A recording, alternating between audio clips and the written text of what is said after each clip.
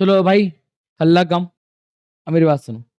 बेटा हम लोग बैठ रहे थे, हम लोगों ने जर्नल, लेजर और हम ट्रायल बैलेंस से पढ़ाया था। लास्ट टाइम मैंने क्या बताया था? मैंने कहा था हम आगे एक स्टेप बढ़ चुके हैं, जिसे हम लोग क्या बोलते हैं? Financial account. क्या बोलते हैं हम? फाइनेंशियल अकाउंट है, फाइनेंशियल स्टेटमेंट बनाते हैं, जहां पे हम तीन चीजें बनाते हैं, जो कि किससे निकल के बनती है? मेरे ट्रायल बैलेंस से निकल के बनती है। जैसे एक को मैं बोलता हूँ ट्रेडिंग अकाउंट, एक को बोलता हूँ प्रॉफिट एंड लॉस अकाउंट, और एक को मैं क्या बोलता हूँ?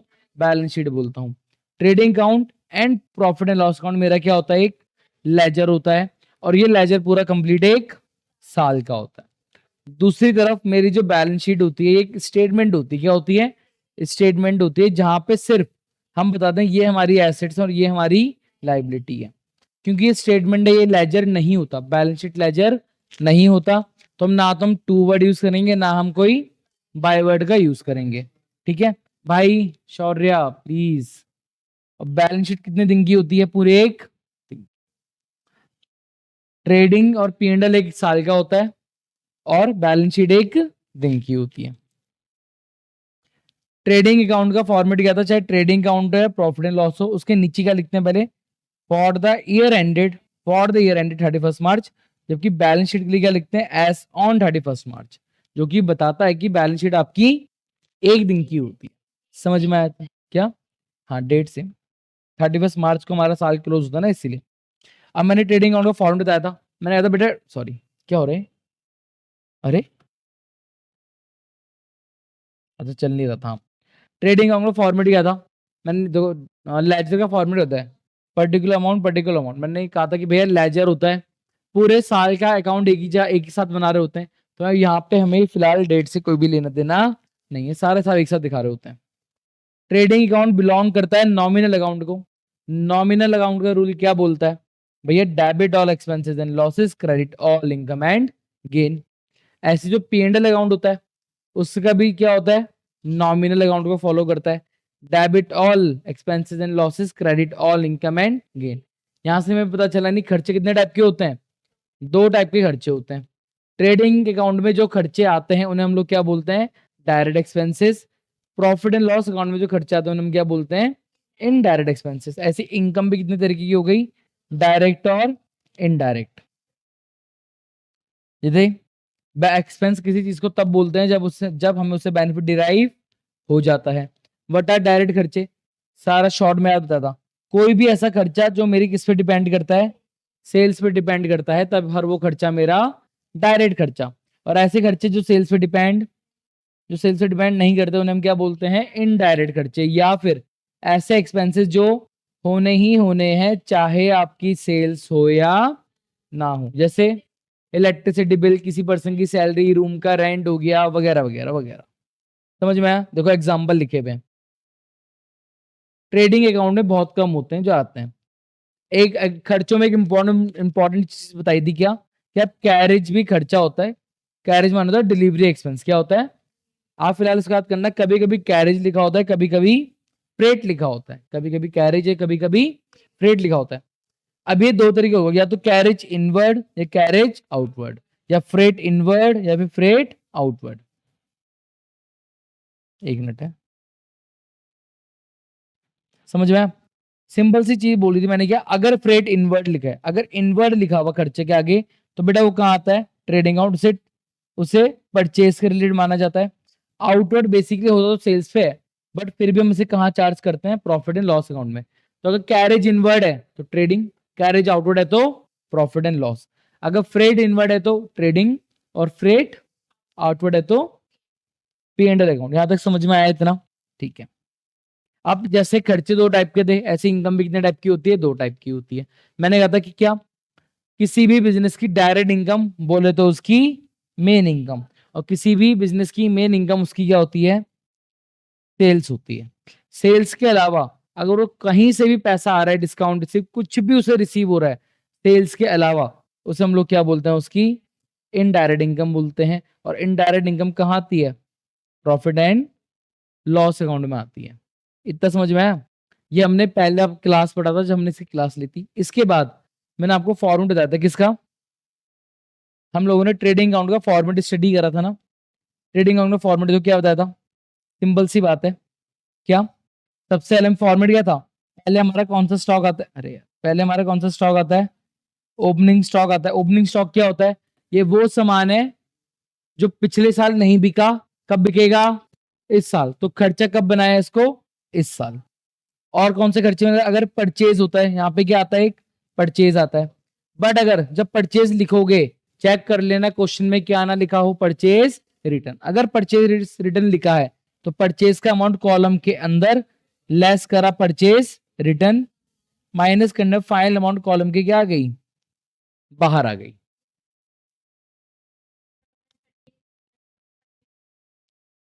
परचेज तो होगा ही होगा, तभी तो परचेज रिटर्न हुआ। सामान खरीदे बिना वापस कैसे किया जा सकता है, आया बात समझ में। चलो, और कौन कौन से खर्चे होते हैं जो ट्रेडिंग में आते हैं, तो वेजेस हो गया, कैरेज इनवर्ट जो मैंने बताया, और एक ये होता है मैन्युफैक्चरिंग एक्सपेंसेस वगैरह होते हैं। बाय साइड क्या आती है, इनकम आती है। किसी भी बिजनेस की मेन इनकम क्या होती है, सेल्स होती है। और अगर जैसे परचेज रिटर्न था, ऐसे सेल्स के लिए क्या होता है, सेल्स रिटर्न। अगर क्वेश्चन में सेल्स रिटर्न है तो हम वहां से क्या कर देंगे, माइनस, बाहर आ गई मेरी फाइनल सेल्स। समझ में आया। फिर बाय साइड मैंने एक चीज और लिखी है, क्लोजिंग स्टॉक। क्लोजिंग स्टॉक क्या होता है, ये वो सामान होता है जो इस साल नहीं बिका, कब बिकेगा, अगले साल बिकेगा। तो बेसिकली मैं क्लोजिंग स्टॉक को बाय साइड क्यों लिखता हूं, ताकि मैं अपने परचेस को क्या कर सकूं, कम कर सकूं। याद है ना, पूरा डिटेल में पढ़ाया था लास्ट टाइम जब पढ़ाया था, देख रहे हो, पूरा क्लोजिंग स्टॉक का मैंने कॉन्सेप्ट दिया था। क्लोजिंग स्टॉक क्या इनकम होती है, क्या क्लोजिंग स्टॉक इनकम होती है, नहीं। क्लोजिंग स्टॉक ट्रेडिंग के किस साइड लिखा गया, क्लोजिंग स्टॉक ट्रेडिंग के बाय साइड लिखा जा रहा है, क्रेडिट साइड लिखा जा रहा है। भैया ट्रेडिंग के क्रेडिट साइड में तो इनकम आती है, तो क्या क्लोजिंग स्टॉक इनकम हो रहा है, आंसर इज नो। क्यों, क्योंकि भैया हर चीज क्रेडिट में डालने से वो चीज हमारी इनकम नहीं होती। तो हमने क्लोजिंग स्टॉक को ट्रेडिंग में क्यों दिखाया, बाय साइड क्यों दिखाया, ताकि हमारी परचेज क्या हो सके, कम हो सके। याद है, मैंने बोला था ना कि परचेज के क्लोजिंग स्टॉक को दिखाने के दो तरीके होते हैं, या तो बाय साइड दिखा दो, या फिर यहां से नीचे क्या कर सकता हूं, माइनस कर सकता हूं। तुमने क्लास देखी थी वाली, देखी है ना, फिर तो बढ़िया है, समझ में आया। और फिर आखिर हमको क्या निकलता है, ग्रॉस प्रॉफिट या फिर ग्रॉस लॉस। ये ग्रॉस लॉस कुछ नहीं होता, जबकि हमारा क्या होता है, बैलेंस सीडी ही होता है। अगर यहां तक क्लियर है, तो आज मैं तुम्हें क्या पढ़ाना है, आज की क्लास तो बहुत कम टाइम लेगी, फिर हम एक क्वेश्चन कर सकते हैं इसी टाइम में, ठीक है। मुझे आज तुम्हें क्या पढ़ाना है, मुझे आपको पढ़ाना है, आपको दिख रहा है, आराम से लाइट कम करूं एक,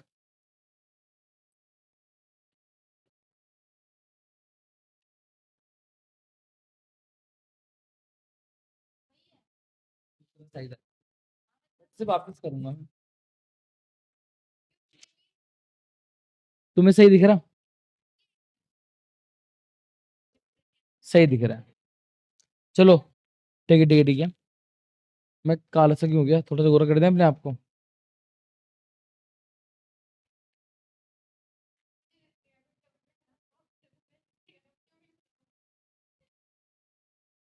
अब ठीक है, थोड़ा येलोइश, ठीक है, हाँ जी। अब मेरी बात सुनो, हमें क्या बनाना है अब, ट्रेडिंग के बाद कौन सा अकाउंट बनता है,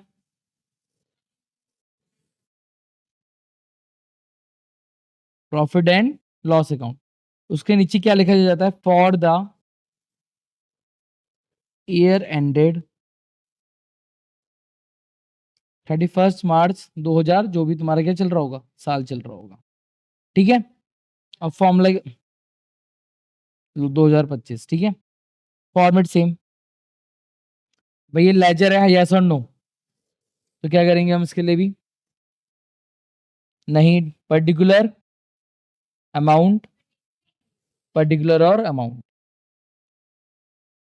ठीक है। डेट नहीं आती, ये पूरे एक साल का एक ही बार बनता है, इसलिए मैं डेट नहीं लिखता। पर्टिकुलर अमाउंट, पर्टिकुलर अमाउंट,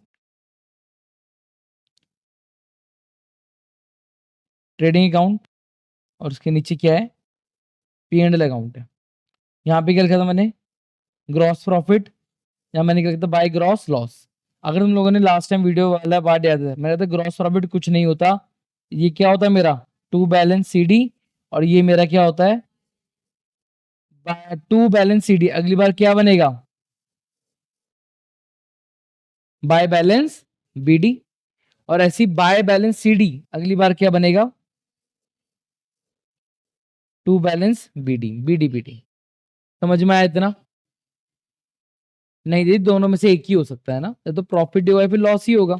मैं तो बता रहा हूँ, तो तुम्हें रटना नहीं है कि भैया ग्रॉस प्रॉफिट बाय साइड क्यों आया वगैरह, सिर्फ ट्रांसफर करा जा रहा है बैलेंस। आई बात समझ में? अब ग्रॉस प्रॉफिट की यानी यहाँ पे मैं क्या लिखूंगा बेसिकली, पी एंड एल के बाय साइड के लिए बाय ग्रॉस प्रॉफिट इसकी जगह पे, और इसकी जगह पे क्या लिखा जाएगा, टू ग्रॉस लॉस। यहां से जो ग्रॉस लॉस हो यहाँ पे आके ओपनिंग बैलेंस बन जाता है, यहाँ का क्लोजिंग बैलेंस ग्रॉस प्रॉफिट यहाँ पे आके ओपनिंग बैलेंस बन जाता है। आई बात समझ में? क्या समझाना चाह रहा हूं मैं, समझ में आया? तो सबसे पहले, रुको एक मिनट, तो सबसे पहले क्या होता है, सबसे पहले मेरा बाय साइड में क्या, मैं क्या लिखता हूं, बाय ग्रॉस प्रॉफिट, जो कहां से आया होगा, ट्रेडिंग अकाउंट से मेरे को मिला होगा, उससे मैं यहां लिख दूंगा। समझ में आया? अगर लॉस हुआ होगा तो वो किस साइड आ जाता है, to side, to gross loss, मैंने बैलेंसिंग फिगर उतार दिया। अब मैं again, P and L profit and loss account कौन से यूनिवर्सल अकाउंट को बिलोंग करता है, नॉमिनल। नॉमिनल अकाउंट का रूल क्या होता है, debit all expenses and losses, credit all income and gain. यानी सारे खर्चे, जो खर्चे ट्रेडिंग में ना है ना, सारे खर्चे आ जाएंगे। बताओ ऐसे कौन कौन से खर्चे हैं जो मुझे देने ही देने होते हैं, जैसे मुझे सैलरी देनी होती है ना, टू सैलरी। और कोई खर्चा बताओ, रेंट देना होता है। और कोई खर्चा बताओ, इलेक्ट्रिसिटी बिल हो गया, रिचार्ज मत डालो, टू वाटर बिल हो गया। जो एसेट्स होती है ना, एसेट पे लगता है डेप्रिसिएशन। क्या लगता है, डेप्रिसिएशन। और डेप्रिसिएशन भी एक टाइप का क्या होता है, खर्चा होता है। क्या होता है, खर्चा। कहाँ आता है, अब मशीन चले या ना चले, मशीन की वैल्यू कम होगी ही होगी, तो खर्चा भी मुझे मशीन का दिखाना ही पड़ेगा। कुछ होते हैं, हाँ जी, नहीं हो तो क्यों दिखाओगे, वो तो फिगर्स लिख कर देगा ना कि ये फिगर है, बताओ कहाँ आएगा। ऐसा कुछ नहीं है, कुछ ज्यादा मत सोचा ना। लो यार, तुम क्यों भाई, मैं हटा ही देता हूँ, जब मैंने पढ़ाई लो खुश। हाँ यार, और कोई खर्चे बताओ। जैसे होता है ना बिजनेस में, कॉपी वगैरह, पेजेस की फोटो कॉपी वगैरह चलती रहती है, तो इसको बोलते हैं प्रिंटिंग एंड स्टेशनरी। इसको क्या बोलते हैं, प्रिंटिंग एंड स्टेशनरी। जो आप बोल रहे हो वो अलग है रितिका मैडम। हाँ, वो भी आ सकता है, प्रिंटिंग एंड स्टेशनरी का ऑप्शन आ गया इसमें। नहीं है, बट मोटा मोटा ऑन एन एवरेज बिजनेस में छोटे छोटे खर्चे होते रहते हैं, पेन के खर्चे, खर्चे तो हो ही रहे हैं ना, वो दिखाना होता है। ऐसे बहुत टाइप के खर्चे आते हैं, क्वेश्चन के अकॉर्डिंग ही देखेंगे। क्वेश्चन में नए नए खर्चे अपने आप सीखते रहेंगे, याद क्यों करना है, तुम्हें समझना है। ये खर्चा, ये वो खर्चे जो होंगे ही होंगे, चाहे मेरा सामान बिके या सामान ना बिके। ऐसे तो खर्चे। बाय साइड इनकम, जीएसटी ना खर्चा होता है ना इनकम होती है। क्या मैंने कभी क्वेश्चन, जब मैं जीएसटी का चैप्टर पढ़ा रहा था, मैंने कभी बोला जीएसटी मेरी इनकम है? मैंने दो ही चीज बोली, या तो जीएसटी मेरी एसेट होगी या जीएसटी मेरी लाइबिलिटी होगी। जब सामान परचेज करते थे तो जीएसटी एसेट बनता था, जब सामान बेचते थे तब जीएसटी लाइबिलिटी बनता था। कहाँ पे, गुड्स एंड सर्विसेज टैक्स। अब जीएसटी टैक्स क्या बोलोगी, बात तो वही है। टैक्स मेरी इनकम नहीं है, टैक्स मेरा खर्चा नहीं है। टैक्स खर्चा उसका इसकी जेब से गया है, मेरी जेब से नहीं गया, मैं बिजनेस मैन हूँ, मेरी जेब से नहीं आता टैक्स। हम्म। इनकम टैक्स, यहाँ से जो भी इनकम आएगी उस पर जो टैक्स देना पड़ेगा वो तो मुझे दिखाना पड़ेगा। बिजनेस से जो इनकम आया उसका टैक्स दिखा दो, ये लो। आई बात समझे, बहुत सारे खर्चे ना। नहीं, सही तो दिख रहा। तो समझना क्यों है, कुछ भी अमाउंट लिखा हुआ, एक दो तीन, मैं 10,000 20,000 लिख दूंगा, फिर बोलोगे उसका प्रॉफिट भी निकाल के दिखाओ, फिर फालतू काम बढ़वा दो। इनकम टैक्स, अरे है भाई, बहनों मुझे क्षमा कर दो, मैं फालतू चीज क्यों लिख रहा हूँ तुम लोग रे। तो मैं एक चीज लिख रहा हूँ तो उसमें 10 गलत क्वेश्चन सोच रहे हो, तो रहने देते हैं अभी। खर्चे आ गए। अब बाय साइड इनकम, सेल्स के अलावा कुछ भी रिसीव हो रहा, वो किस साइड आ जाएगा, बाय साइड। अगर मैंने किसी को रूम दे रखा हो, मुझे वहां से रेंट आ रहा हो, तो क्या बोलूंगा, रेंट रिसीव्ड, किस साइड आ जाएगा, by side. Bye rent received, electricity bill receive, ये मत बोलना भाई।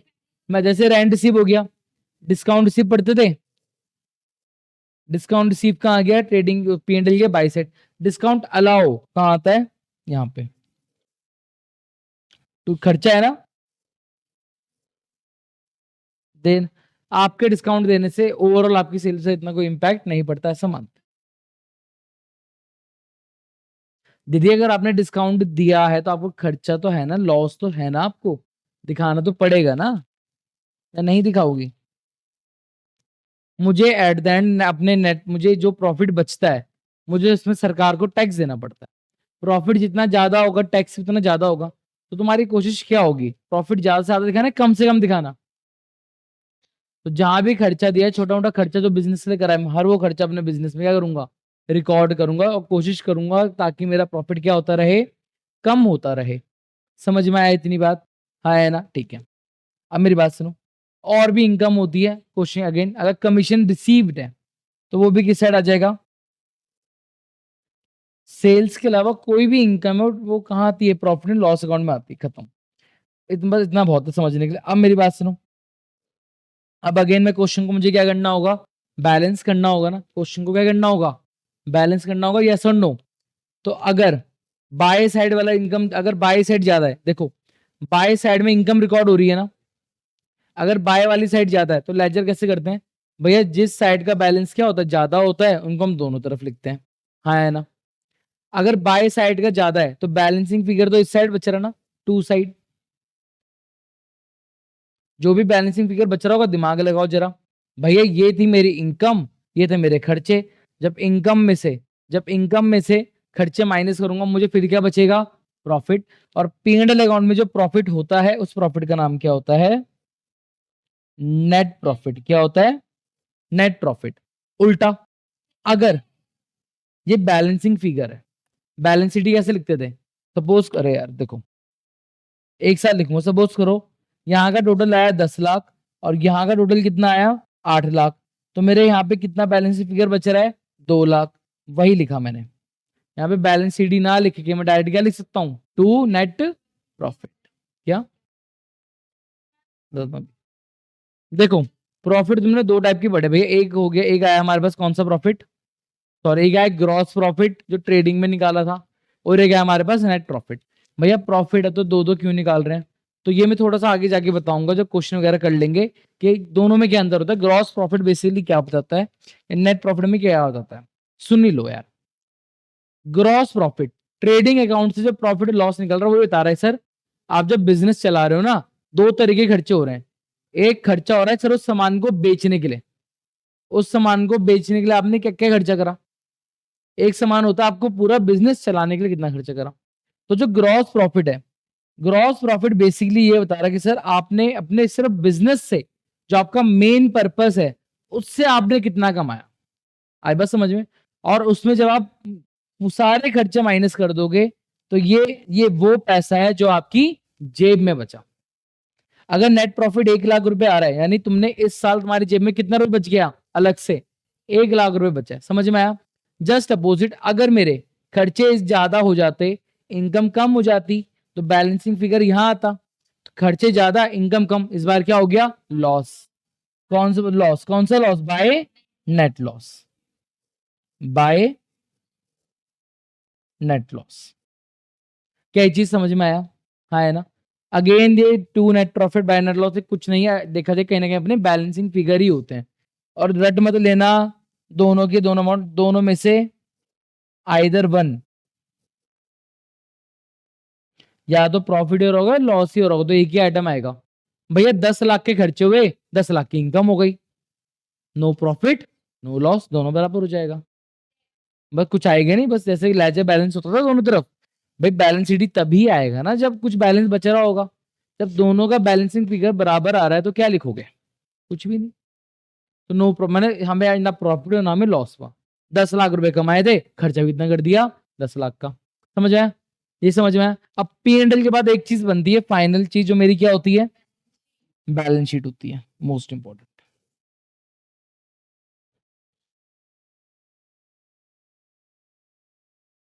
बैलेंस शीट के लिए क्या लिखेंगे? For the year ended.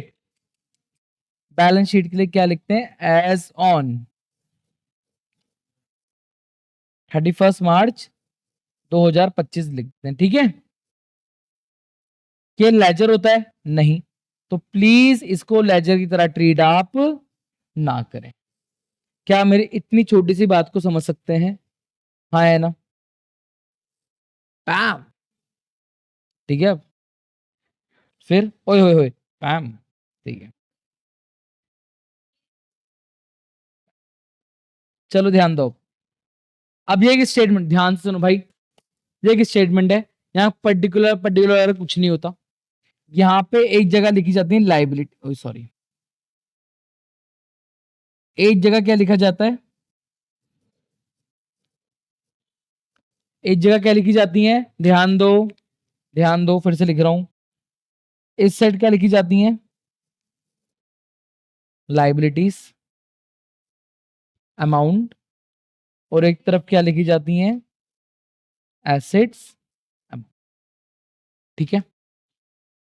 जो लाइबिलिटीज वाला पार्ट होता है ये होता है क्रेडिट साइड। कौन सा वाला साइड होता है?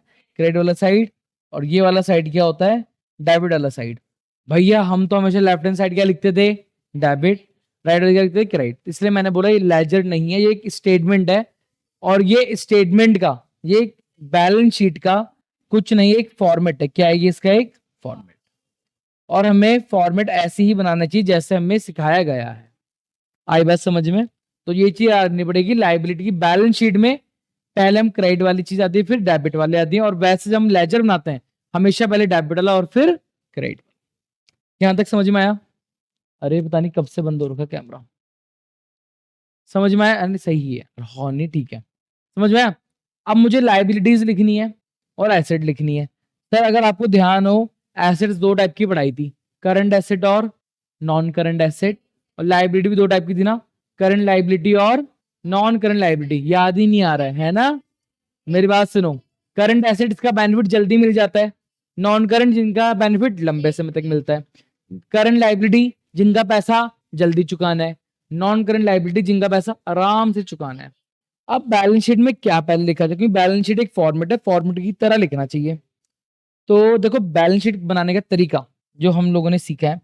देखो जी, ये बैलेंस शीट बनती है अपनेपन से। कैसे बनती है बैलेंस शीट?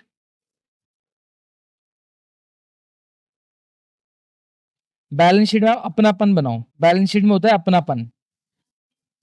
बैलेंस शीट कह रहा है, बिजनेस कह रहा है, देखो यार अपने ओनर को कह रहा, सुनो सुनो, बैंक बिजनेस कह रहा बिजनेस को, ओनर को, कि देख मेरे ओनर, मैं जब बैलेंस शीट बनाऊंगा ना, मैं अपनेपन से बनाऊंगा। कैसे बनाऊंगा? अपनापन।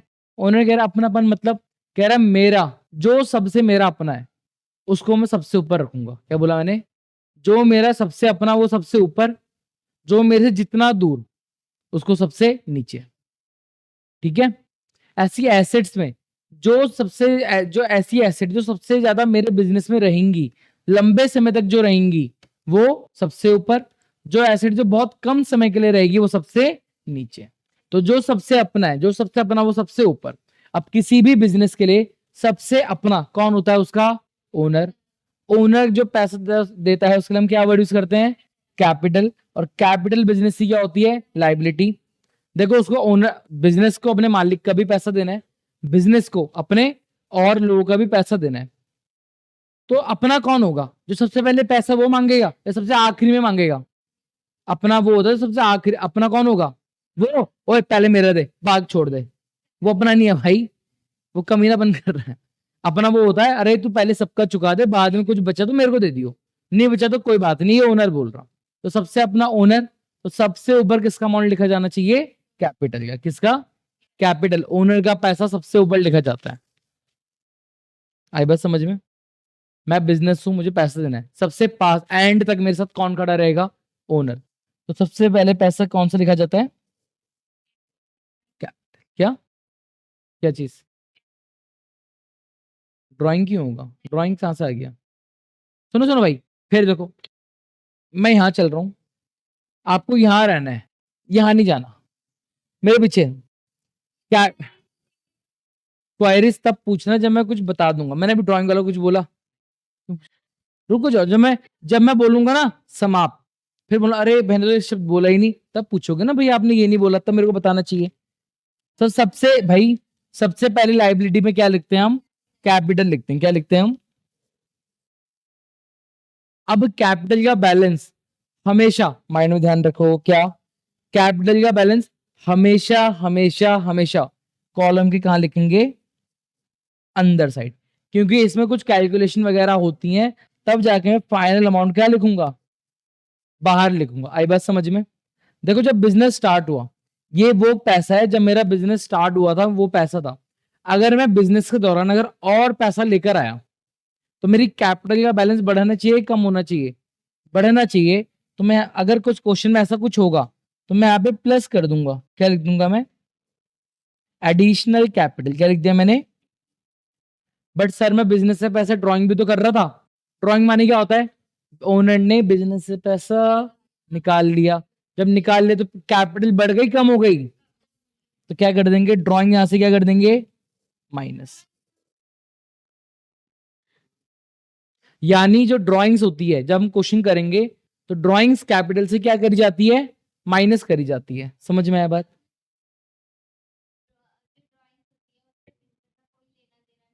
नहीं होता। जब देखो, जब मैं ओनर हूं, मैंने अपने, देखो मैं हूं बिजनेस, तुम हो ओनर, तुमने मुझे 1 लाख रुपए दिए, तो मैंने कैपिटल दिखा दिया कितना रुपए? 1 लाख।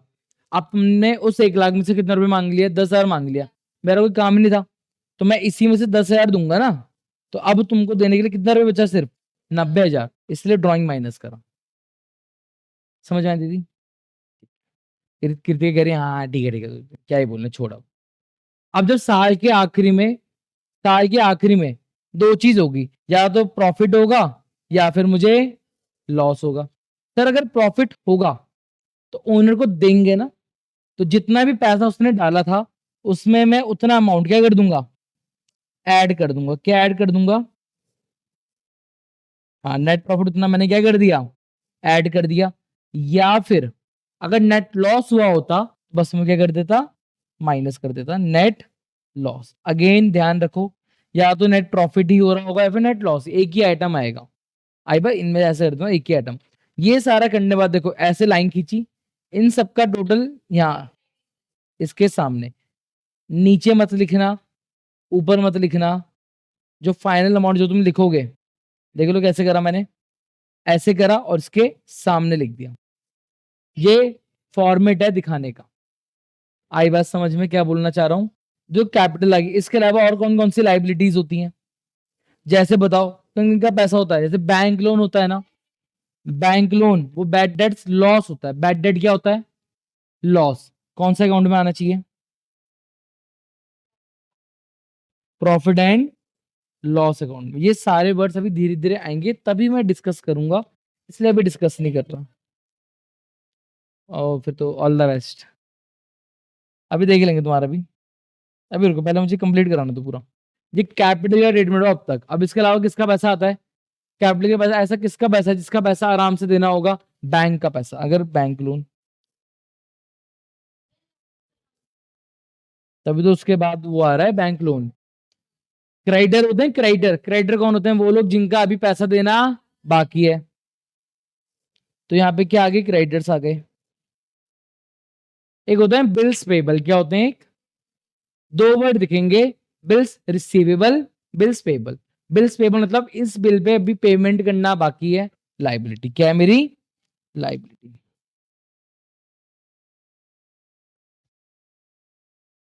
ठीक है। एक होता है बिल्स रिसीवेबल, यानी इस बिल पे मुझे क्या मिलने वाला है? पैसा मिलने वाला है। ये एक चैप्टर होता है बिल्स ऑफ एक्सचेंज, उसकी कॉपी। अरे यार तुम्हारे में बिल्स ऑफ एक्सचेंज है, मुझे तुम्हें सीए वालों के साथ पढ़ाना चाहिए था। चलो कोई बात नहीं, पढ़ा दूंगा अलग से। सुनो सुनो, समझ में आया बिल्स पेबल? और कोई लाइबिलिटी, छोटी मोटी लाइबिलिटी मुझ तो भी कोई याद नहीं आ रही, रहने देते हैं, क्वेश्चन के साथ देख लेंगे। ठीक है चलो। अब आते हैं एसेट्स पे। तो एसेट दो टाइप की होती है, नॉन करंट और करंट। तो सबसे पहले मुझे कौन से लिखनी चाहिए, नॉन करंट या करंट? सबसे अपना अपने पास कौन रहेगा? Non current. तो जैसे नॉन करंट एसेट और क्या होती है? जैसे बिल्डिंग होता है, और बताओ, कभी कभी लैंड एंड बिल्डिंग लिखा होता है। बताता हूँ अभी। बैंक ड्राफ्ट आया था। एक होता है बैंक ड्राफ्ट, बैंक ओवरड्राफ्ट होगा। बैंक जब हम बैंक से शॉर्ट, अभी शॉर्ट में समझा रहा हूँ बहुत, जब हम बैंक से शॉर्ट टर्म लोन लेते हैं, क्या लेते हैं, उसको एक एक फैसिलिटी होती है बैंक, जो दुकान, जो current account holder, current account समझते हो क्या होता है? नहीं पता। हम जब बैंक में अकाउंट खुलाते हैं ना, हम नॉर्मल पर्सन का नॉर्मली खुलता है सेविंग अकाउंट, बट जो बिजनेसमैन वाले होते हैं, बैंक वाले कहते हैं आप एक अकाउंट और खुला लो, जिसको हम बोलते हैं current account. Current account basically business owner के लिए खोला जाता है। क्या स्पेशल है? वो कहते हैं आप पे स्पेशल, आपको एक हम फैसिलिटी प्रोवाइड करेंगे कि आपका जितना पैसा पड़ा है, आप उससे ज्यादा पैसा क्या कर सकते हो, आप विड्रॉ कर सकते हो। तुमने बाहर से ताला लगाया क्या? शौर्य, बेटा बाहर से कुंडा लगा दिया।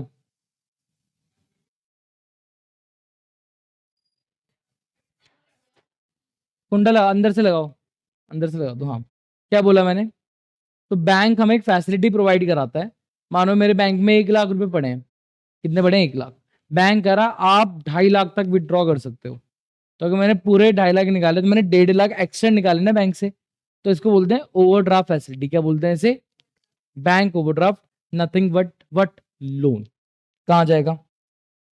लाइबिलिटी में। बैंक, जी दीदी, ले- चलो बढ़िया। लैंड बिल्डिंग और तो आपके एसेट बताओ। फर्नीचर क्या होता है? एसेट होता है ना। कभी कभी किसी के यहाँ व्हीकल्स वगैरह होती हैं, तो व्हीकल्स भी कहाँ आ जाएंगी? इसमें आ जाएंगी। एक होता है फर्नीचर, देखो कभी भी लिखा होगा फर्नीचर एंड फिक्सचर्स। क्या लिखा होगा? फर्नीचर एंड फिक्सचर्स वगैरह लिखा होगा। फिक्सचर्स माने क्या होता है? जो लाइटनिंग वगैरह होती है ना, लाइटनिंग का सेटअप वगैरह जो करते हैं, इसको फिक्सचर्स कहते हैं। कंफ्यूज नहीं होना, एसेट ही होती है। हाँ, बोलो बोलो। शेयर्स अलग चीज होगी दीदी, अगर वो मेरी इन्वेस्टमेंट का पार्ट होगा। हाँ। डेटर होता है, क्रेडिटर पैसे लेने, पैसे देने बाकी है, डेटर पैसा लेना बाकी है। वहां तो बिल्स पेबल। हाँ, एक मिनट है, ये हो गया बिल्स रिसीवेबल। क्या चीज? Bad debt? बैड डेट्स कहना चाह रही हो? बैड डेट माने होता है लॉस। थोड़ा सा वेट, इतना सा वेट, कुछ दिन का वेट, सारे डाउट। फिलहाल बैड डेट माने होता है, सपोज करो मुझे अंशिका से पैसे लेने हैं, और अंशिका ने एंड टाइम पे पैसा देने से मना कर दिया, मुझे पता चला अंशिका के पास 1 रुपए भी नहीं बचा मेरे को देने के लिए, तो मेरा पूरा पूरा क्या हो गया? उसे कहते हैं बैड डेट। क्या कहते हैं उसे? Bad debt. आई बात समझ में?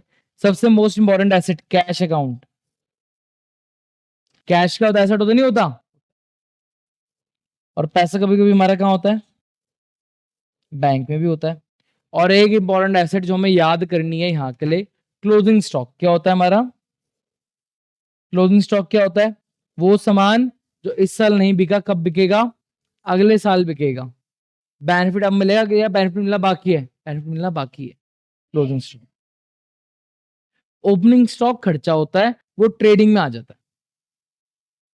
पूरी कहानी बता रही, प्लीज आप रिवाइज करिए, सब डिस्कस कर रखा। ये क्लोजिंग स्टॉक इस साल का क्लोजिंग स्टॉक है। जैसे ही मैं नेक्स्ट ईयर डालूंगा, ये क्लोजिंग स्टॉक बन जाएगा ओपनिंग स्टॉक, और कहां चले आएगा? ट्रेडिंग अकाउंट के टू साइड, डेबिट साइड। समझ में आया? जब मैं सारी वगैरह पुट कर दूंगा, आखिरी में मैं क्या करूंगा? टोटल क्या करूंगा? Total. And just like trial balance, balance sheet का लाइबिलिटीज का टोटल हमेशा किसके बराबर आएगा? एसेट्स के बराबर। हमेशा एक दूसरे के बराबर आएगा ये।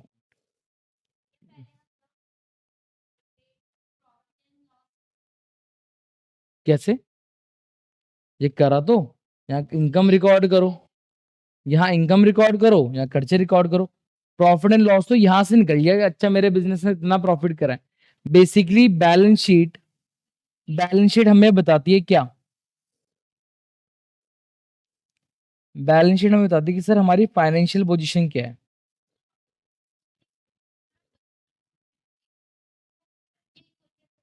क्या चीज?